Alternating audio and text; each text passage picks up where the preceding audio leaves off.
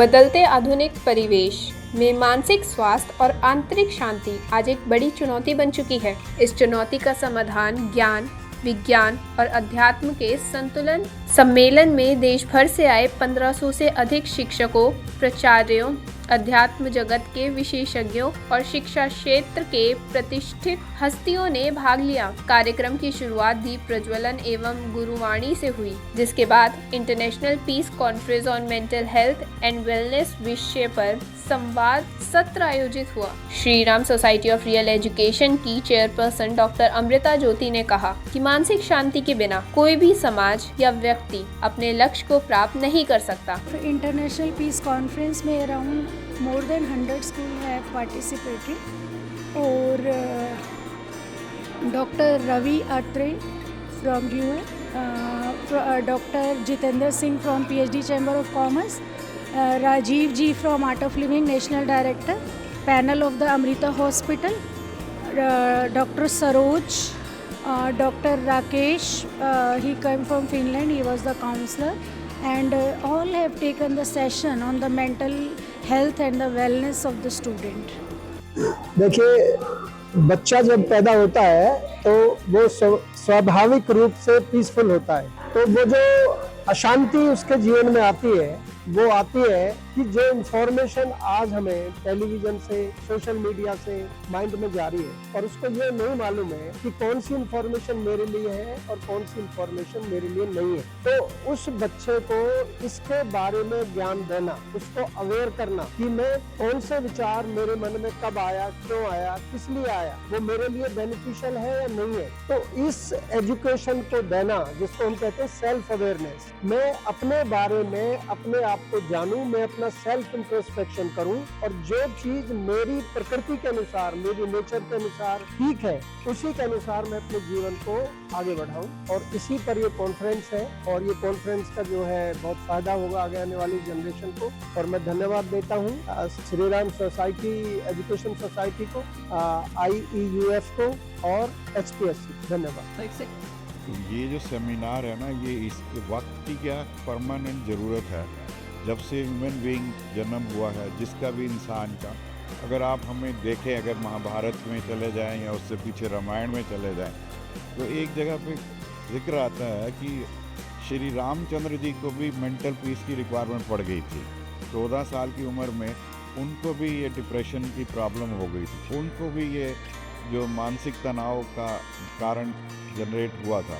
तो हर इंसान को किसी न किसी उम्र में, चाहे वो बचपन हो, चाहे उसका जवानी का समय हो या आगे का समय हो, उसकी ये मानसिक तनाव की जो है मनोवैज्ञानिक, उसको ठीक करने की ज़रूरत पड़ती है।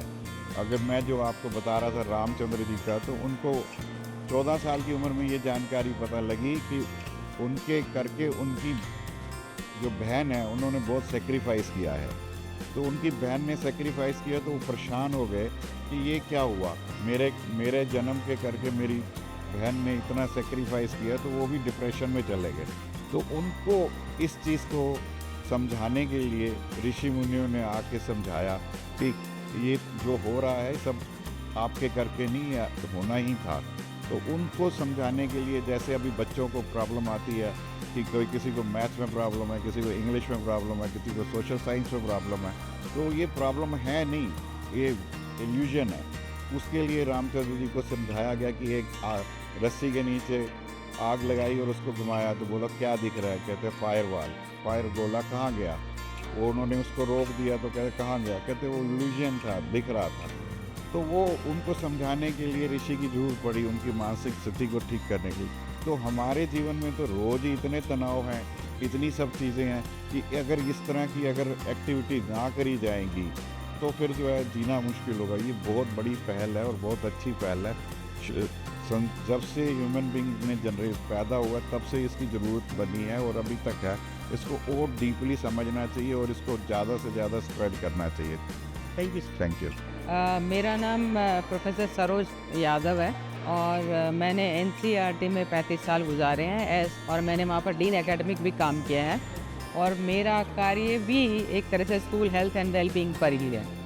तो ये कॉन्फ्रेंस मुझे बहुत अच्छी लगी क्योंकि आज के समय में जो हमारा मेंटल हेल्थ इश्यूज़ हैं वो बहुत ज़्यादा बढ़ रहे हैं बच्चों में। एक तरह से मानसिक जो दबाव है बहुत अधिक है, और हमारे देश में इसकी इसलिए भी ज़रूरत है कि हमारे यहाँ बच्चों की संख्या बहुत अधिक है। तो इस तरीके की कॉन्फ्रेंस होती रहें, क्योंकि इस कॉन्फ्रेंस में एक और अच्छी चीज़ देखने को मुझे मिली कि शिक्षा के साथ साथ स्पिरिचुअलिटी पर भी फोकस है और हमारी अपनी संस्कृति पर भी फोकस किया गया। बहुत सी चीज़ें जो गीता से, श्री कृष्ण से ली गई हैं, जिनको अगर आज जीवन में उतारें तो हम बहुत अधिक अच्छी तरह से कर सकते हैं।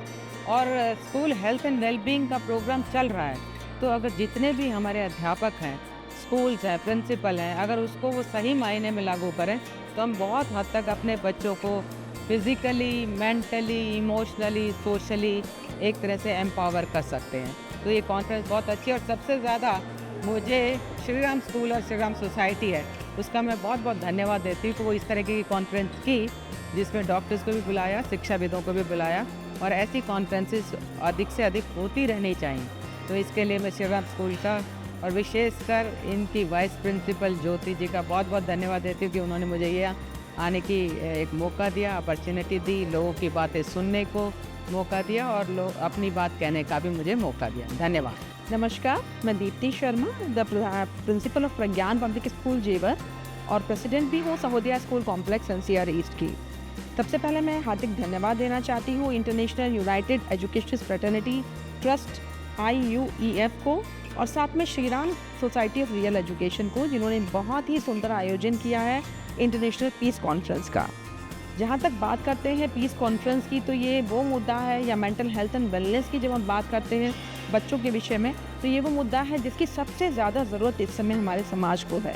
और चूँकि स्कूल एक लघु समाज होता है और हम टीचर्स और शिक्षकों के ऊपर ही दायित्व होता है कि नए समाज का निर्माण कैसे किया जाए। और आजकल के ज़माने में, आजकल के सिचुएशन में अगर आप देखते हैं तो बहुत सारी चीज़ें हैं जो बच्चों को आकर्षित कर रही हैं, जैसे आर्टिफिशियल इंटेलिजेंस भी है, मोबाइल भी है, सिनेमा भी है, मॉल कल्चर भी है। तो डाइवर्जन होने की बहुत सारे एरियाज़ हैं जहां हमारे बच्चों के लिए भटकाव पैदा होता है। ज़रूरत है कि एक शिक्षक होने के नाते उनको सही दिशा क्या हो सकती है उसके लिए मार्गदर्शन हम करते रहें। और चूँकि अगर टीचर और शिक्षक के अंदर एक सही क्षमता का आकलन होगा कि वो आप समझ पाए कि उसको कैसे अपने बच्चों की मेंटल हेल्थ और वेलनेस का ध्यान रखना है, तभी वो अपने बच्चों के अंदर भी वो सब सारी चीज़ें डेवलप कर पाएगा जो उनके फ्यूचर के लिए बहुत बहुत आवश्यक है। तो मुझे उम्मीद है आज की कॉन्फ्रेंस में बहुत सारे मंथन हुए हैं, बहुत सारी चीज़ें डिस्कशन में आई हैं, बहुत सारी चीज़ें हम लोगों ने सुनी भी हैं और हम लोग इम्प्लीमेंट भी कर रहे हैं। मुझे उम्मीद है कि सभी शिक्षक जो भी यहाँ पर आज मौजूद हैं आने वाले समय में बहुत सारे उपायों का अपने स्कूल में भी समावेशित करेंगे और अपने बच्चों का उज्जवल भविष्य का निर्माण करेंगे। धन्यवाद। Namaskar, my name is Anjali Malik. I am from Gurukul School, Ghaziabad. I am a wellness ambassador there and I am the mentor for grade 11th and 12th. This international conference of peace and mental health and well-being is a great initiative by IUEF and the Sri Ram Real School of Education. I must congratulate each and every stakeholder to organize such a beautiful event. In this event, we got multiple opportunities to hear different educationists which enlightened us through different practices where mental health can be given a prime utmost importance in schools. So my focus area would be more on children, because when we talk about children, then we see that though they have a lot of exposure, they have a lot of amenities with them, still they are struggling with expressions, they are struggling with to get somebody to whom they can talk upon to. So here comes the role of teachers at most. So every teacher has to behave like a 10% counselor. She has to understand and observe each and every child. She has to see whether the child is behaving to the normal in the class or not. So every single observation, every single ear where the teacher is giving that patient ear to the child to hear him out will certainly help and boost his confidence level. So I feel such platforms are giving us opportunities to share and exchange ideas from each other. Thank you so much. My name is Rakesh Shukla and we are from Ghaziabad Gurukul Dare School. और आज की conference जैसा कि नाम में ही इतना एक deep meaning छुपा हुआ है, इंटरनेशनल पीस कॉन्फ्रेंस। और सबसे अच्छी खास बात इस कॉन्फ्रेंस की ये है, it is not talking about student mental health. आजकल स्कूलों में आप देखो वो बात करते हैं सिर्फ स्टूडेंट की मेंटल हेल्थ के बारे में, बट ये जो कॉन्फ्रेंस है ये बात करती है पेरेंट्स की मेंटल हेल्थ के बारे में और टीचर्स की मेंटल हेल्थ के बारे में, एजुकेशनल फ्रेटर्निटी, इन्होंने सबको कवर किया है। तो ये सबसे बेस्ट पार्ट लगा मुझे इस कॉन्फ्रेंस का, क्योंकि बच्चा ही सिर्फ सफ़रर नहीं है, शायद पेरेंट्स का जो मेंटल हेल्थ है अगर वो डिटेरियोरेट हो रहा है तो वो बच्चे के ऊपर इम्पैक्ट आता है, बच्चे के ऊपर इम्पैक्ट आता है तो कहीं ना कहीं स्कूल सफ़र कर रहा होता है। तो आई थिंक ये तीनों चीज़ें इंटरलिंक्ड है, तो ये बेस्ट पार्ट था इस कॉन्फ्रेंस का।